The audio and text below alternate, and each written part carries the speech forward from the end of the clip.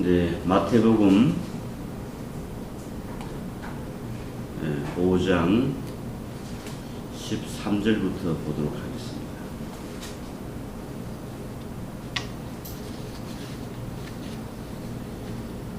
한 절씩 20절까지 한번 봉독해 보겠습니다.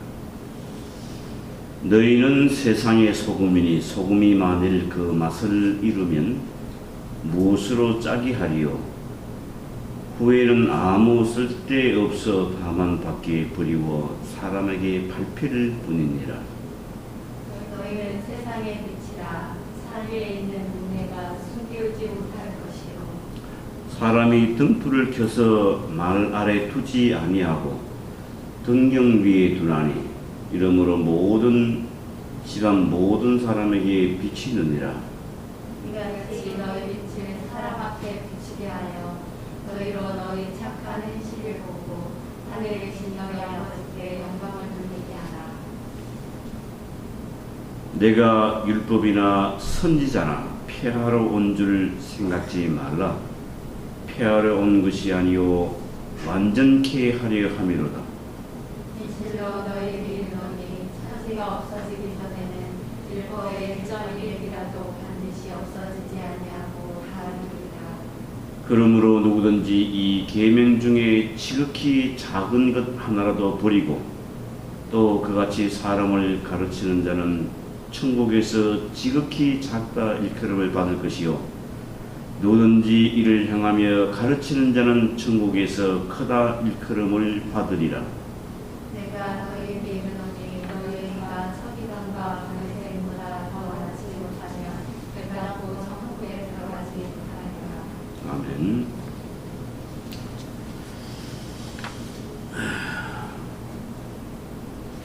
예, 율법과 선지의 해석에 관한 말씀이 마태복음 5장의 말씀입니다.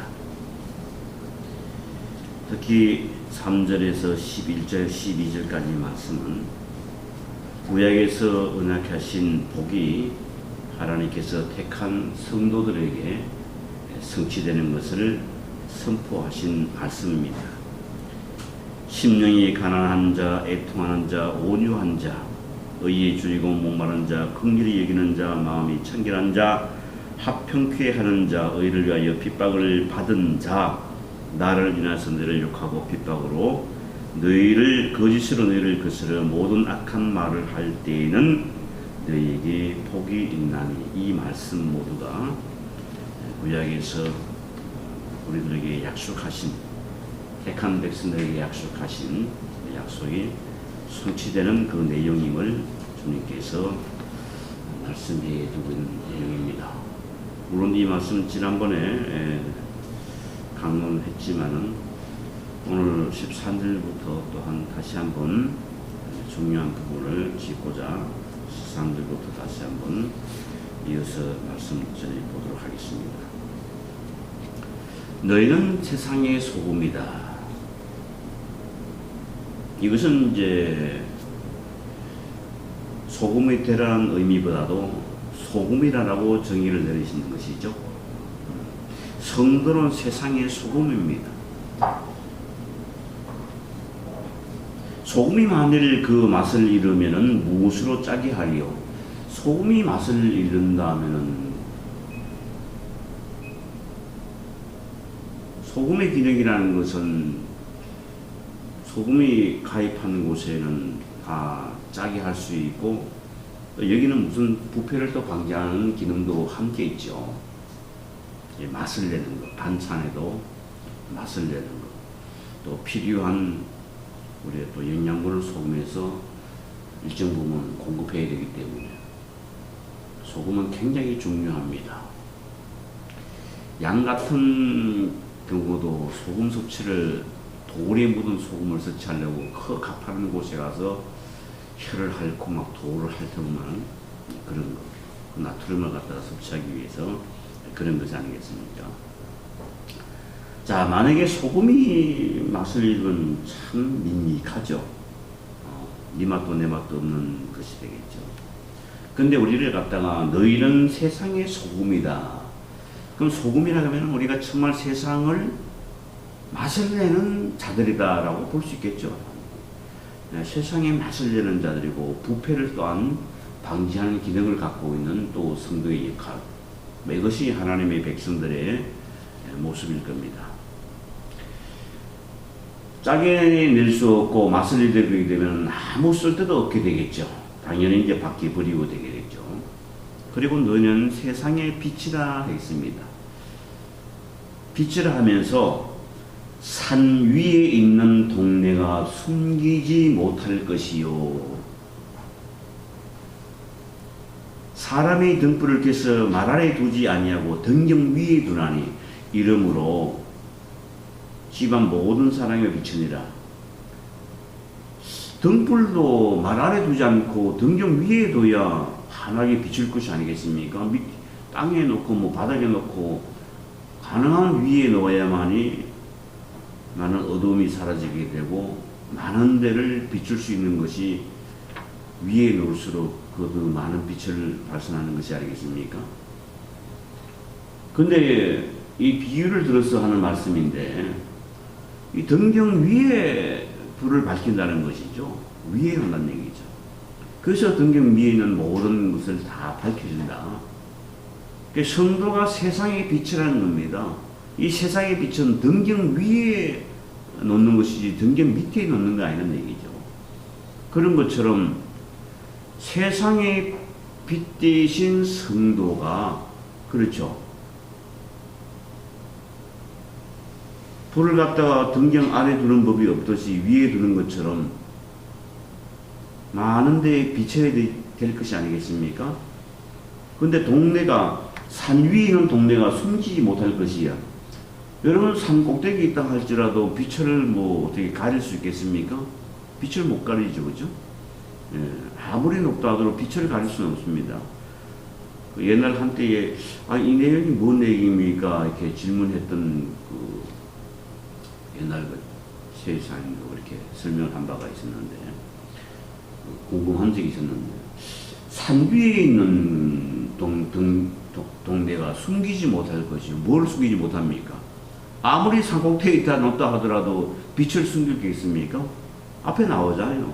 너희는 세상의 빛이라 산 위에 있는 동네가 숨기지 못한다는 얘기죠. 그러니까 빛이라는 것은 모든 데를 밝힐 수 있다는 얘기죠. 이같이 너희 빛을 사람 앞에 비치게 하여 저희로 너희 착한 행실을 보고 하늘에 계신 너희 아버지께 영광을 돌리게 하라. 소금은 소금의 역할을 하고 빛은 빛의 역할을 하는 것이죠.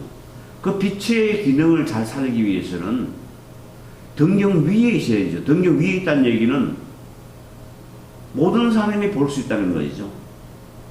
집안에도 등경을 탔을 때에 마찬가지로 모든 그 어둠을 밝히는 것처럼 등경 위에 불을 밝히지 않습니까?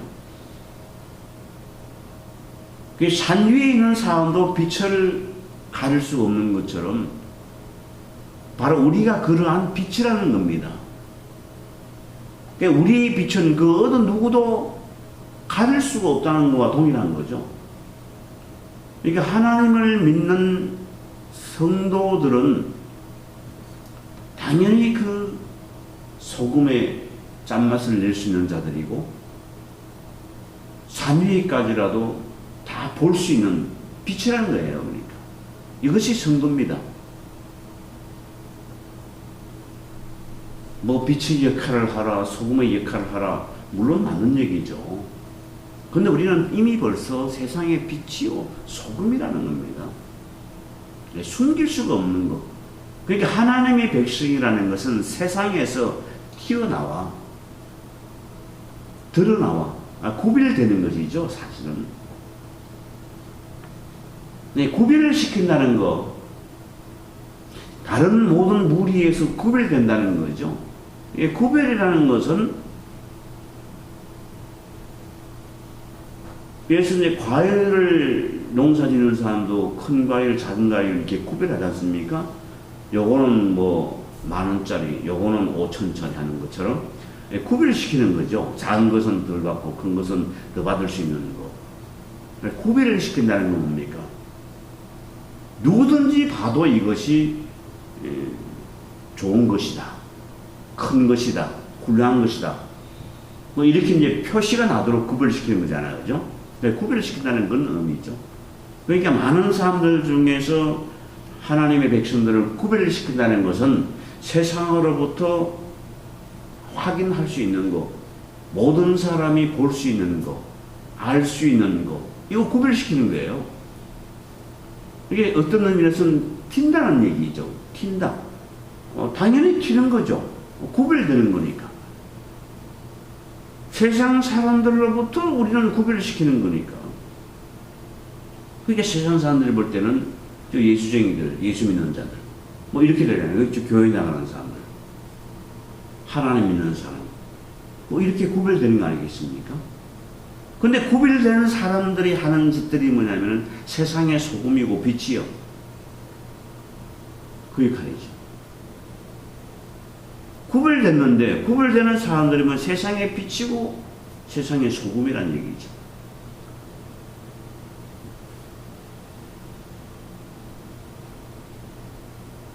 그 맛의 기능이라는 것은. 그러면 그 구별이라는 것은 그 사람들이 오늘 소금은 정화를 시키는 거, 부패를 막는다니까 우리 예수 믿는 사람들은 세상의 사회 정의를 위해서 살아야 돼. 그래서 으쌰으쌰한 사람들도 그렇게 열심히 또 배워요. 우리는 부패하는 곳에 우리가 반드시 정의를 실현해야 돼. 그러면서 이제 그런 쪽으로 이제 해석을 해서 열심히 또 이렇게 극단적으로 하는 그런 경우도 없지 않아 있습니다. 자, 좋습니다. 근데 우리는 어떻게 구별되느냐, 어떤 빛이냐 얘기죠. 우리에게서 우리의 빛이 나는 것이 아니잖아요. 하나님의 영광이 드러나는 거죠. 여기서 말씀했잖아요. 너희 행실을 보고 하늘에 계신 너희 아버지께 영광을 돌리게 하라. 그들도 우리들의 행실을 보고 영광을 돌리게 하라는 얘기는 결국은 뭐냐? 하나님을 드러내는 거, 복음을 전파하는 거, 복음적인 사람, 이렇게 되는 거죠. 결국은 우리가 소금의 역할도 하나님을 드러내는 데가 목적이 있는 거죠. 엄격히 보면. 사회 정의를 위해서 일하지 말라는 얘기는 아닙니다. 근데 사회 정의라는 것은 어떻습니까? 그것이 절대적인 선이 아닐 때가 참 많습니다. 상대적인 선일 때가 많다는 겁니다. 사회 운동을 하는 사람들 중에서 그것이 절대적인 선이냐고 그냥 목숨 내걸고 하는 사람들 많죠. 아니에요. 그러나 그거는 사회적인 선이라는 것은 항상 상대적이기 때문에 모든 사람들에게 그 선이 적용되지 않을 때가 허다하다는 얘기입니다. 그러나 우리는 그런 상대적인 선, 이런 얘기를 하는 것이 아니고, 소금의 역할도 사회 정의를 위해서 하는 것이 아니고, 하나님을 드러내는 데 있어서의 소금의 역할이라는 얘기죠. 그렇지 않습니까? 빛을 드러내고, 빛을 모든 사람이 밝히는 것인데, 그 호롱불, 그걸 얘기하겠습니까? 아니면 헤드라이트를 얘기하는 거겠습니까? 뭔 빛을 얘기하겠습니까? 그런 빛이 아니잖아요. 그것 하나하나 대조되고 비유해서 설명하는 데서 있는 얘기지, 우리가 호랑불입니까? 달빛입니까? 우리의 빛이라는 것은 하나님을 드러내는데, 복음을 전파하든가 하나님을 드러내는 데 있어서의 빛이 사용된다는 것이죠. 그 빛을 얘기하는 거예요. 하나님을 드러내는 그 삶 자체가 빛이요. 하나님을 드러내는 그 삶 자체가 소금이라는 얘기입니다. 저 사람은 예수쟁이야. 저 사람은 하나님 믿는 사람이야. 저 사람은 하나님을 전파하는 사람이고, 복음을 전파하는, 그리스도를 전하는 사람이고, 기독교적인 사람이다. 그 자체가 빛이고 그 자체가 소금이라는 것인데, 어디 가서 빛을 밝히고 어디 가서 무슨 소금을 내가 뿌려야 된다고 하죠. 소금 뿌리는 데 많은 사람들이 장사하면서 아침부터 재수 없는 사람이 온다면 소금 뿌리지 않습니까? 그죠? 에이, 재수 없으면 소금. 재수가 좋아지라고 하면 소금 뿌리는 것 같은데, 어떤 사람이 재수가 없는 사람이라 문 열자마자 그냥 병신이 오다든가, 또 이상한 사람이 오다든가, 미친 사람이 오다든가, 자기 보기에 안 좋은 사람은 소금 뿌리고. 그것이 소금의 대상들이겠습니까? 오히려 그 소금이 자기한테 돌아와야 되지 않겠어요? 그래서 빛과 소금이라는 것은 세상을 정화시키고 세상을 위해서 열심히 일해야 된다. 기독교인들은 다른 사람들보다 그거 하지 말라는 얘기가 아니고 그건 이미 벌써 하나님의 백성들은 당연한 거예요. 그런 것들은. 그런데 세상에서의 선과 악이 절대적인 것이 아닌 것을 위해서 그것을 빛이라 하고 그것을 소금이라 해가지고 그런 식으로 활동하라는 얘기는 아니죠. 우리의 삶이 빛이고 우리의 삶이 소금이다. 그것은 뭡니까? 하나님을 드러내는 삶이라는 얘기죠. 간단하게. 우리에게서 하나님 냄새가 나야지, 예수 냄새가 나야지, 뭔 냄새가 나야 되겠습니까? 저 사람은 어딜 가도 그냥 빛이다. 뭔 빛입니까? 복음의 빛이 난다는 얘기죠. 어디 가서 짓밟아도 그냥 소금이야. 뭔 소금을 내는, 뭔 맛을 내닙니까? 콩알을 묻히는데 그것이 이제 간이 잘 되기 위해서 그 소금입니까? 아니요. 우리는 복음의 맛을 내는 사람들이야. 짓밟아도 우리는 복음의 냄새가 나고 복음의 맛을 내는 사람이라는 얘기죠. 그 소금이고 그 빛이지 사실.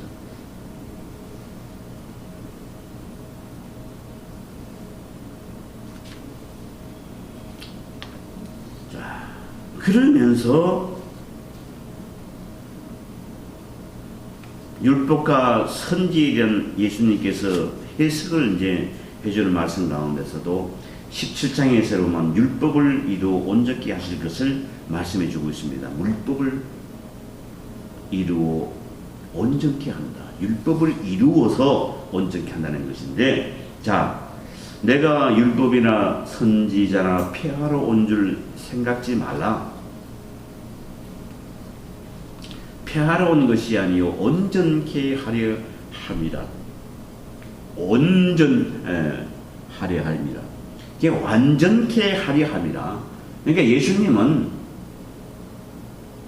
완전케 하려 할 때가 되지 율법을 지키러 왔다는 얘기는 아니에요. 그러니까 그 말씀을 이렇게 해석하면 되고, 그러면 예수님께서 어떻게 완전케 했는가 이것을 우리가 알아야 될 것이 아니겠습니까? 오늘라도 무슨 율법을 지켜야 되느냐 말아야 되느냐, 반율법주의자들 아니면 또 율법주의자들, 그러니까 이것도 취하면 안 되고 저것도 취하면 안 되는 것 같아. 왜? 율법으로서는 의롭게 될 수 없다는 것은 너무 잘 알고 있거든. 오직 믿는 믿음으로만 의롭게 될 수 있는 것인데, 그러니까 오늘 믿는 사람들은 그냥 율법을 가능하면 지켜라 구원받은 사람들은 중도를 취해가지고 율법은 지킬 것이 또 아니고 안 지킬 것도 아니고, 예수 믿는 사람은 당연히 지킬 수 있으면 믿음으로 구원받고 가능한 지킬 수 있으면 지켜라. 지킬 수 있는 것들은 지켜라. 지키고 사는 것이 건드리고 선이고 좋은 것이다. 이런 자세를 취하는 경우가 허다하죠. 사실은 한국교회도 마찬가지가 허다합니다. 이런 반율법주의, 율법주의자들. 믿음으로 구원받지만은 그래도 율법은 지킬수록 좋은 거 아니겠냐? 지킬수록 좋은 게 뭘 좀 좋은 게 있습니까? 가지고 여기에 설명을 해보십시오. 가지고 진실로 너희에게 이르노니 천지가 없어지기 전에 율법의 1.1핵이라도 반드시 없어지지 않고 다 이루리라. 여기 항상 이루리라는 것입니다. 그러니까 율법을 이룬다는 그 의미를 모르게 되니까 율법을 자꾸 지키는 것으로만 생각한다는 얘기죠. 율법을 어떻게 지켜요? 율법을 지키는 것이라면 예수님께서 왜 왔어요?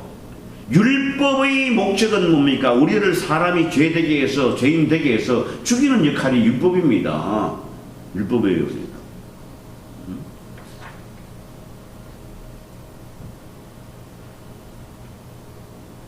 로마서 3장 20절에도 그러므로 율법의 행위로 그 앞에 의롭다 하심을 얻을 육체가 없다 딱 내고 있어요. 그리고 율법으로는 죄를 깨달음이라 라고 말씀하셨습니다.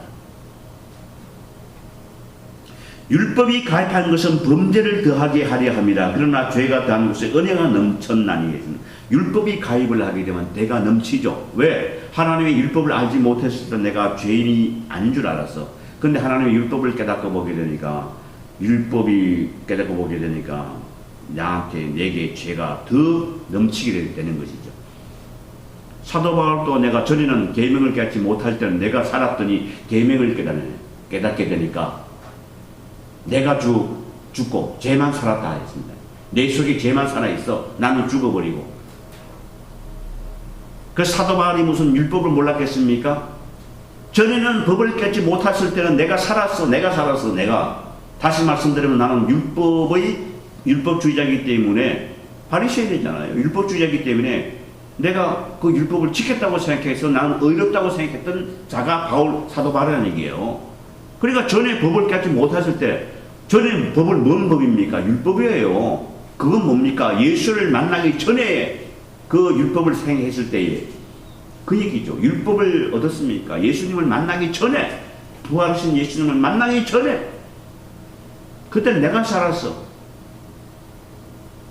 근데 부활하신 예수님을 만나고 이후에 율법을 제대로 깨달았어. 아, 나는 죄인이구나. 그래서 사도 바울도 죄인이구나. 그러니까 율법이 없이 우리가 죄인인 줄 몰라요, 우리가. 율법이 없는데 어떻게 죄인인 줄 어떻게 알겠습니까? 이 나라도 각종 법률이 있고 헌법이 있는데 그 법이 없고 헌법이 없으면 법률에 저축됐는지 헌법에 저축됐는지 어떻게 알겠습니까? 가지고.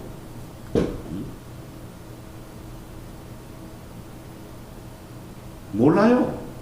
내가 죄인인 것을 몰라요. 깜빵 가는 사람들은 그 법률과 헌법을 통해서 다 죄인이니까 다 깜빵 가는 거 아니겠어요? 아주 그런 식이죠. 그러니까 율법을 알지 못하면 죄인인지 알지 못합니다. 가지고. 자, 그런데 율법의 1.1이라고 반드시 없애지 않고 다 이루려라는 거. 결국은 율법은 우리로 하여금 죄인 되게 해서 죽이는 역할이고, 율법이 가입하게 되면 모든 사람이 다 죽습니다.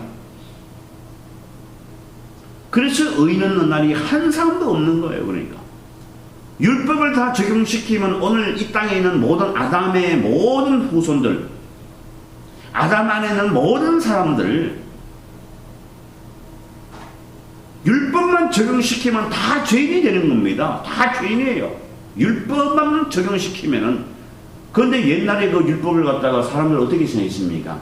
그냥 껍데기만 생각했으니까 내가 살았다고 생각한 거예요. 그러니까 그냥 십계명만 지키고 절기만 지키고 그냥 제사만 지르면 그렇게 의롭다고 생각했던 거죠. 아니잖아요. 구약 시대에도 믿음으로 구원받지 무슨 율법으로 구원받습니까?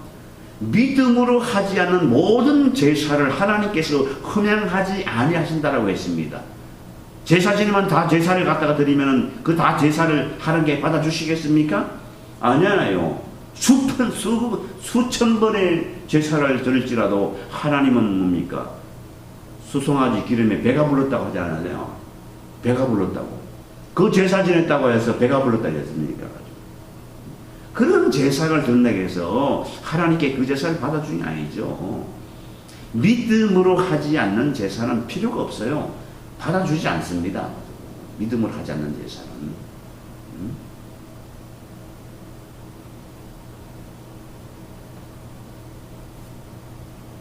그런데 여기에 율법이 적용된다는 것은 그런 껍데기 율법이 아니잖아요. 사람을 미워해도 살인하고 법력풍어도 간음을 하고 탄신을 포도 도둑질을 했다라고 했는데, 그러한 율법에서 누구가 벗어날 자가 누구가 있겠습니까? 우리의 마음까지라도 주장하는 것이 정죄하는 것이 율법의 기능인데, 그 율법의 기능에서 누가 벗어나요? 아무도 없어요. 근데 자꾸 사람들 자꾸 율법을 지켜야 된다고 하니까 얼마나 웃겨요. 그러니까 지킬 수가 있으면 지켜라고. 못 지켜요. 그 어느 누구가 지킵니까? 가지고 살인하지 않는 사람은 있어요. 그런데 형제를 보고 미워하고 질투하고 시기하고 성질 내고 이렇게 하지 않는 사람 누가 있습니까? 가지고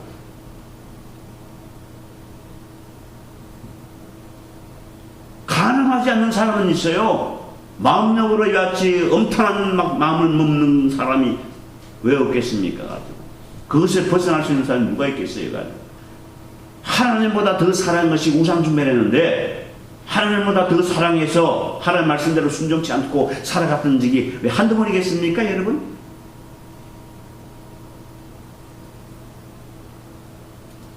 형제를 보고 라가라 하고 미워해도 이와 같이 살인한 것이라고 했는데 여기서 벗어날 자가 누가 있겠습니까? 탐심 품어도 도둑질 하는 것이라고 했는데 여기서 누가 벗어납니까? 근데 무슨 율법을 지켜요? 그래서 로마서 율법은 지켜서 이렇게 되는 건 아니다고.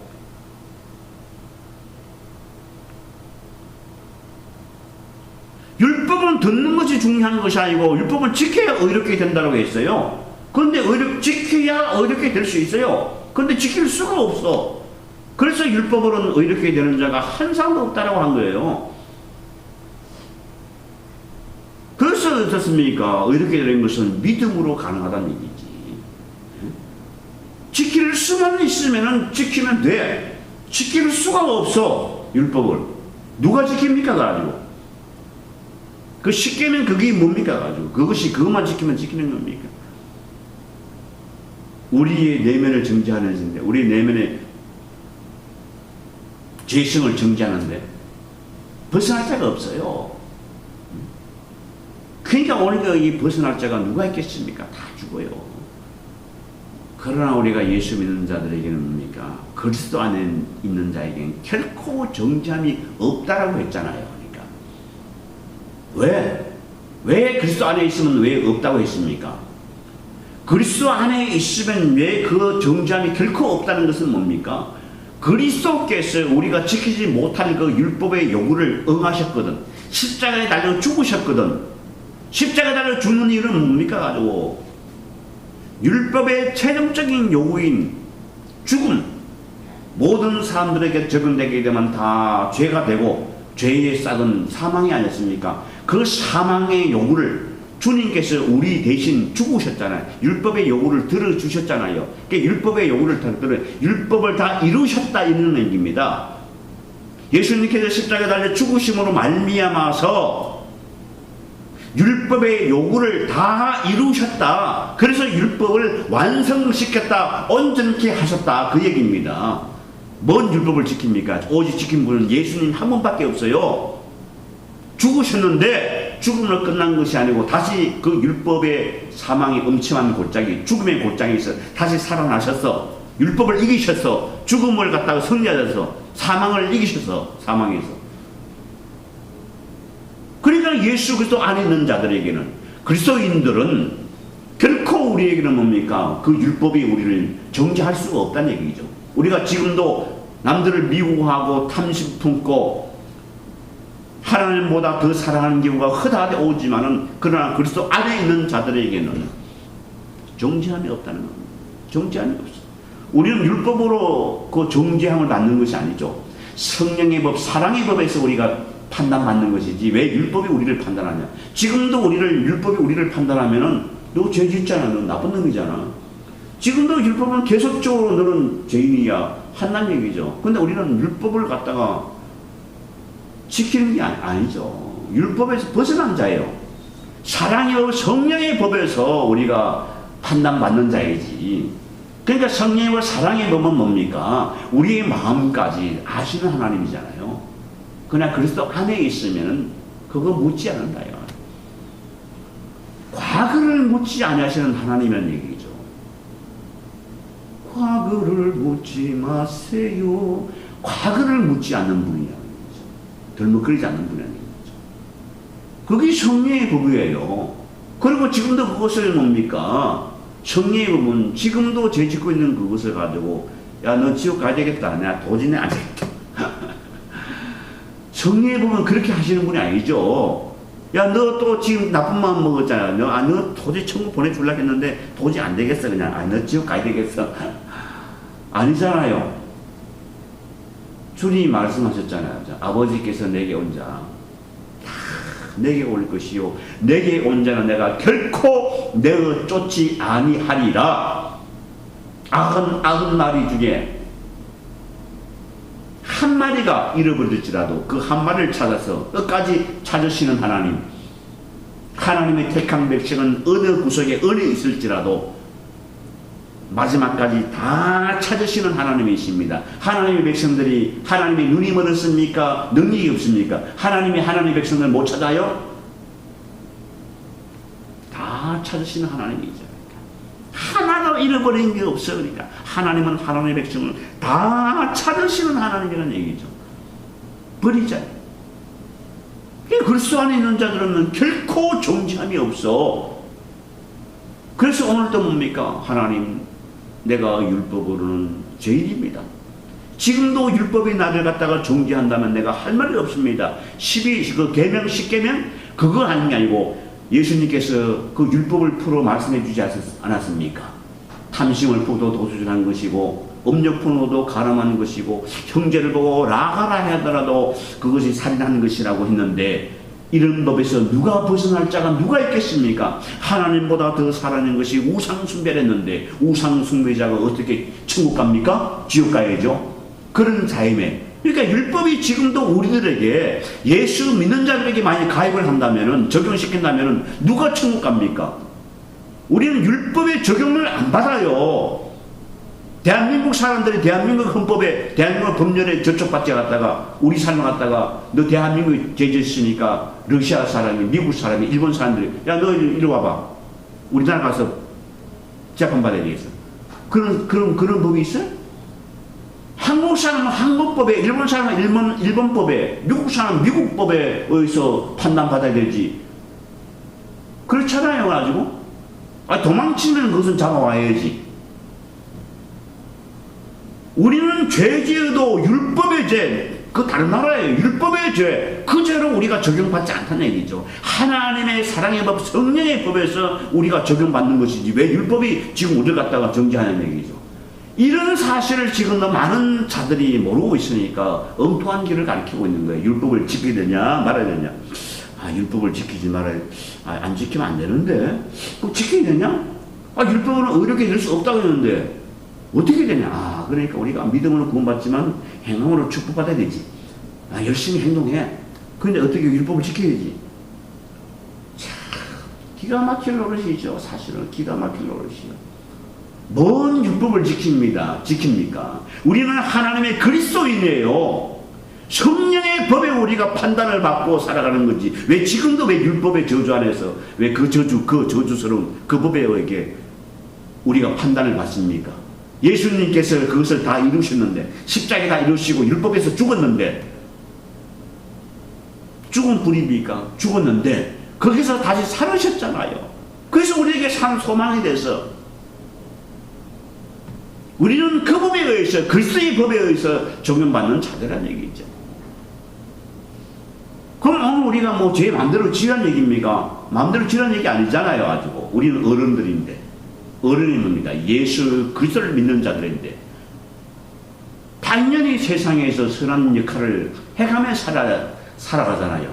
세상에서 선한 역할을 살아간다는 것이 뭡니까? 세상에서 칭찬받으려고 세상에 선을 쌓는 것이 아니라 소금과 빛을 드러내듯이 하나님의 백성으로서 삶을 살아가는 것. 성령의 법에서 살아가는 사람은 어떻게 사람들이 살인을 합니까? 도둑질을 어떻게 하겠습니까? 가지고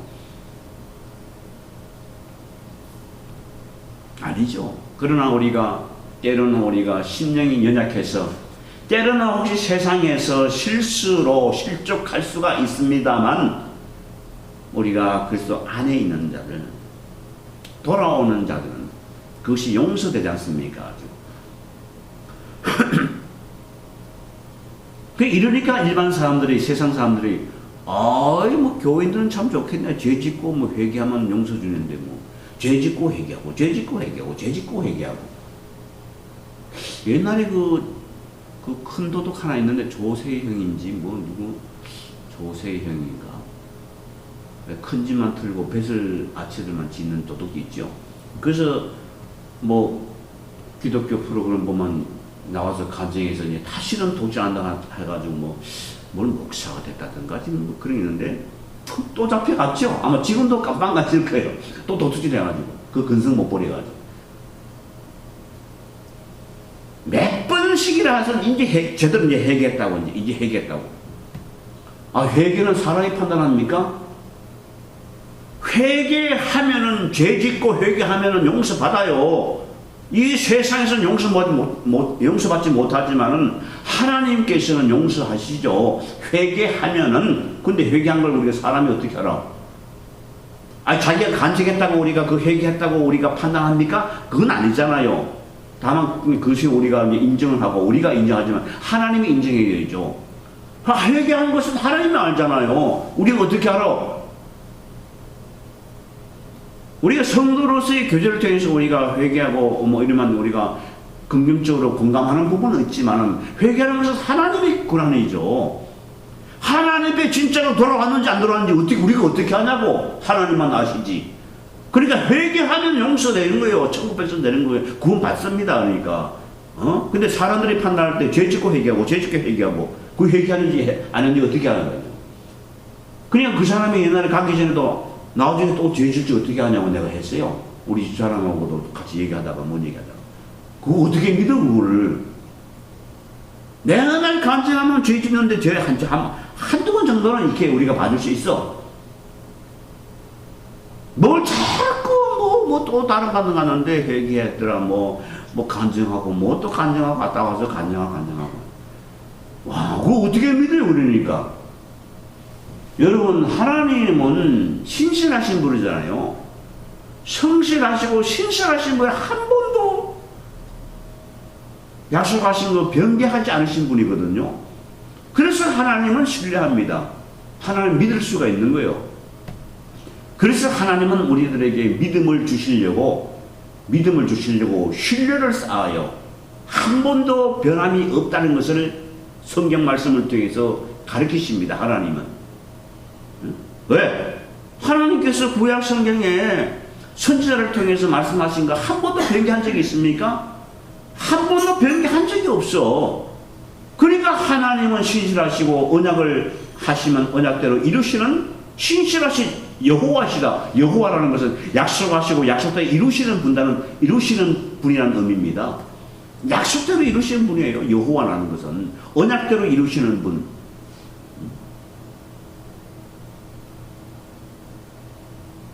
그래서 우리들은 하나님을 신뢰하기 때문에 그 신뢰를 통해서 하나님은 정말 여호와시구나. 하나님은 여호와시야. 하나님이 여호와십니다. 고백하는 거예요. 그래서 우리들에게 믿음이 생기는 거예요. 믿어지는 것. 이것이 구원받는 것이죠. 믿어지는 것. 그 자체가 구원받는 것이지. 믿으면 구원받는다고 우리 하지 않습니까? 그 믿음이라는 것은 믿어지는 것. 실제로 우리 내면 속에 믿어지는 것. 믿어졌어야 그것이 구원이 이루어지는 거예요. 믿어졌으면 그건 구원이 이루어지는 거예요. 그냥. 믿으려고 신뢰하는 거. 이런 상관은 아니잖아요. 믿어지는 것. 결국 그것은 뭡니까? 안다는 것이죠. 내가 여호와를 안다는 것. 내가 그리스도를 안다는 것. 그래서 우리가 안다는 것을 할 때 이 헬라어로 말하면 기노스코로 하자. 기노스코. 그러니까 총체적이 안다는 때는 에피기노스코라는 말을 쓰게 되는데 이것을 히브리 말로 하게 되면 야다라는 말을 쓰잖아요. 야다. 야다는 뭐냐? 내가 너를 안다는 것. 전폭적으로 안다는 것. 그냥 얼굴 본 적이 있다는 게 아니에요. 그러니까 그 사람을 안다는 것. 그것은 부부의 관계를 얘기하고 있는 거예요. 신랑이 신부를 안다는 것, 신부가 신랑을 안다는 것 똑같은 얘기예요. 그럴 때에 야다를 쓰는 겁니다. 그러니까 그만큼 아는 거예요. 괜히 지나가는 여자 보고 나가 저 사람 갖다 야다로 안다고 쓴다면은 그건 큰일 날 일들이죠. 그것이 아는 겁니다. 그것이 곧 믿음이란 얘기예요. 하나님을 안다는 거. 그래서 우리는 하나님을 아는 것은 왜 합니까? 하나님께서 신뢰, 구약성을 통해서 말씀하신 대로 이루시는 걸 통해서 언약과 성취, 이 이루시는 걸 통하여서 우리로 하여금, 하나님의 백성들로 하여금 하나님은 여호와라는 사실을 알게 하시는 겁니다. 그래서 우리는 정말 하나님 정말 믿습니다. 나는 내가 못 믿어도 하나님은 여호와시고 약속하면 반드시 이루실 것을 분명히 우리는 압니다. 주는 여호와십니다. 예수는 그리스도십니다. 그런 얘기죠. 그것이 우리가 예수를 믿는 것이고 믿음 아니겠습니까? 그래서 우리가 율법을 지킨다는 것, 이룬다는 것이죠. 예수님께 다 이루십니다. 그러니까 율법의 1.1핵이라도 반드시 없어지지 않냐고 다 이루신다. 그러므로 나오죠. 누구든지 이 계명 중에 지키 작은 것 하나도 버리고 또 그같이 사람을 가르치는 자는 천국에서 지키 작다 이런 못 받을 것이요. 그러니까 율법은 어떤 것을 지키고 어떤 것은 못 지키는 게 아니에요. 지키려면 다 지켜야 돼요. 100가지 중에서 99가지를 지키고 한 가지를 못 지킨다면 그건 지키는 게 아니에요. 99가지는 지켰습니다. 하나님이 칭찬해 주십시오. 아니에요. 율법은 지키려면 다 지켜야 되는 거예요. 99가지를 지키고 한 가지만 내가 못 지켰습니다가 아니에요. 그거 자랑이 아니에요. 그냥 그건 못 지킨 거예요. 율법을 못 지킨 거란 얘기입니다. 악한 것이라는 얘기예요. 왜? 율법을 지키려고 의롭게 되려고 시도했던 사람, 예수 그들을 믿는 믿음으로 말미암아 살려고 하지 않고 율법을 지킴으로 말미암아서 살려고 하는 자들, 이것이 율법주의자들이고 바리새인들이라는 얘기예요. 그래서 부자 청년이 와서 그렇잖아요. 가지고 내게 어떤 또 계명을 지켜야만이 되겠습니까? 뭔 계명이 또 나에게 남았습니까? 그런 얘기 아니야. 너희들 그거 다 나눠주고 가난한 사람 나 나눠주고 나를 따르라. 심히 염려돼서 그냥 가버렸잖아요. 아주. 그러니까 가난한 부자 청년이 갔다가 다 나눠주고 난 뒤에 나를 따르라 하니까 심히 염려하고 가버렸으니까 제자리에 갔다가 이를 누가 그러면 할 수 있겠습니까? 제자리에 묻잖아요. 가난한 사람 부자가 다 나눠주고 나를 따라 했으니까 이를 누구 어떻게 하겠냐고. 그래서 부자 청년이 그냥 도망갔을 때에 예수님께서 부자가 천국 가는 것이 낙타가 바늘귀 들어가는 것이다 라고 했지 않습니까? 천국 못 간다는 얘기예요. 저 청년 부자는 못 간다는 얘기예요. 그러니까 제자들이 갔다가 그럼 누가 그렇게 할 수 있습니까? 라고 묻는데 하나님만이 할 수 있다는 얘기죠. 돈 내야 천국 가는 게 아니잖아요. 돈 많이 내야 천국 가는 게 아니고 가난한 사람 도와줘야 천국 가는 게 아니잖아요. 예수님이 하신 말씀은 네가 율법으로 의롭게 되려고 했던 사람인데 그럼 율법의 의의가 뭡니까? 율법을 둘러 나누면 하나님 사랑, 이웃 사랑이거든요. 첫째부터 넷째 계명이 하나님 사랑이에요. 하나님 사랑. 다섯째부터 뭡니까? 가지고 부모를 공경하라, 살인하지 마, 독재하지 마, 가늠하지 마라 딱 나오잖아요. 그건 사랑과 사랑관계에 해당되는 거예요. 그러니까 율법은 뭡니까? 가장 큰 계명이 누구냐고 묻잖아요. 하나님을 사랑하되 내 생명을 걸고 사랑하고, 이것이 첫째 계명이고, 둘째는 뭐냐? 내 이웃을 내 몸과 같이 사랑하라. 이것이 둘째 계명이라는 얘기예요. 그러니까 십계명을 둘러 나누면 하나님의 사랑과 이웃 사랑인데, 그 하나님의 사랑과 이웃 사랑을 누가 합니까? 누가 해요? 할 수가 없어. 이웃 사랑? 그보다 더 적은 거 이웃 사랑? 내 몸과 같이 사랑해. 부부끼리도 내 몸과 같이 사랑하는 사람이 없어요. 부부끼리라도. 어떻게 내 몸과 같이 사랑합니까? 못 사랑해. 내 몸과 같이 사랑해? 자기 감기 들으실 때는 어떤 뭐라도 뭡니까? 큰일 났지라도 안 사람입니까? 부부라도 큰 병 걸리면 방법이 없어요. 내 몸같이 어떻게 사랑합니까? 내 몸같이 안 사랑합니다. 그런데 내 몸같이 사랑하라 했어요. 불가능하죠. 그리고 하나님 사랑하는데 어떻게 사랑합니까? 내 목숨을 다하여 사랑하라. 이거 첫째 계명이에요. 어떻게 하나님을 내 생명을 다 걸고 사랑합니까? 불가능한 거죠. 생명을 다하여 사랑하고 내 몸같이 이웃을 사랑한다는 거 불가능이라는 얘기죠. 그래서 그것을 이루시려고 오신 분이 예수님이다. 예수님이 십자가에서 이웃을 위하여, 하나님의 백성을 위하여 내모같이 사랑하고 한 아버지를 갖다가 생명을 다하여 십자가에서 사랑했잖아요. 그래서 율법을 갖다가 온전케 하신 분이 예수님이란 얘기죠. 하나님을 내 생명을 다하여 사랑했고 우리를 위해서 내 몸과 같이 사랑하신 분이 예수님이다 이 말입니다. 그래서 그 율법을 갖다가 이루시려고 지키려고 하는 것이 결국은 뭡니까? 다 이루시고 온전케 완전케 해버렸다는 얘기입니다. 예수님께서. 그러니까 뭐요? 그러니까 이 계명 중에 지키기 작은 것 하나도 버리고 또 이같이 가르치는 자는 뭐며? 천국에서 지극히 작다는 겁니다. 천국에서 지극히 작다는 거예요. 누구든지 이를 행하여 가르치는 자는 천국에서 어떻게? 다 같이 시작. 크다 일컬음을 받으리라. 이를 행하며 지키는 자가 누구예요? 이제 누구예요 이제? 이를 행하며 지키는 자가 누구예요? 아니 누구예요? 예수님이잖아요. 이를 지키며 행하며 가르치는 자가 누구예요? 천국이 큰 자가 누구예요? 예수님이라 이 말이에요. 그러니까 참 기가 막힌 걸 봐야겠습니까? 예수님이 천국의 큰 자라 이 말입니다. 뭘 천국에서 누가 큰 자가 되려고 하는? 누가 큰 자예요? 예수님 말고 베드로가 큰가요? 요한이 큰가요? 누가 큰 거예요? 사도 바울이 큰 거예요? 큰 자요? 네? 그래서 누가 제자들이 갔다가 천국에서 누가 큰 자라고 했을 때 갖다가 서로 큰 자가 되려고 하는 게 어린아이의 교훈을 하잖아요. 어린아이 같아요. 천국이 될 것이라. 그렇지 않습니까? 작은 자가 천국에서 큰 자죠. 주님께서 다 버리시고 작은 자가 돼서 십자가 달려 죽으셨는데 그 작은 자가 천국에서 큰 자가 되는 거잖아요. 그래서 주님만이 이를 행하며 가르치는 자라 이 말입니다. 근데 왜 너희들은 갖다가 율법을 자꾸 지키려고 이렇게 발버둥치고 그 율법과 선지자들이 말씀하신 바 그 메시아로 그리스도로 오셨는데도 그 예수를 받아들이지 않고 배척하면서 따르지 않느냐는 얘기죠. 그리고 있지 않습니까? 그 말씀이죠. 그래서 이를 행하며 가르치는 자는 천국에서 크다 일컬음을 받으리라. 내가 너희 이르노니 너희 의가 서기관과 바리새인보다 더 낫지 못하면 결단코 천국에 들어가지 못한다. 바리새인과 서기관들, 서기관과 바리새인들 철두철미합니다 가지고 혼이라도 남김없이 11조를 하는 자들이거든요. 채소의 뿌리까지 그냥 근처까지 갔다가 11조를 하는 자들이지. 얼마나 철두철미니까.